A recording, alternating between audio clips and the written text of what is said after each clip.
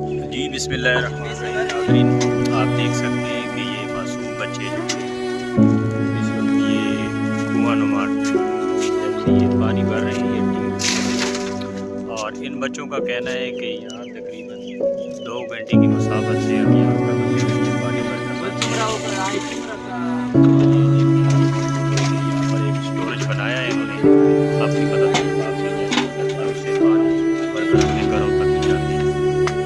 तो इस हवाले से हमारे साथ मौजूद है समीर भाई, उनसे भी बात करते हैं। समीर भाई, ये मासूम बच्चे से पानी भर रहे हैं, 2 घंटे की मुसाफत जैसे आप ये बता रहे हैं, तो इसके ऊपर आप क्या कहना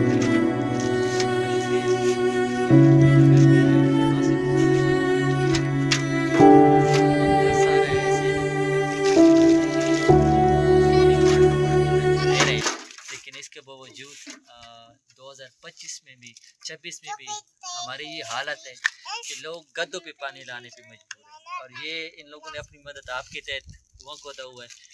अगर इसके लिए हम थोड़ा ये करें कि यहाँ पे सोलर प्लेट लगवाए जाएं और इसे पाइप लाइन के ज़रिए इनको घरों तक पाइप लाइन भेजाई जाए, तो उम्मीद है कि यही जो बच्चे हैं इंशाल्लाह घरों में इसी पानी से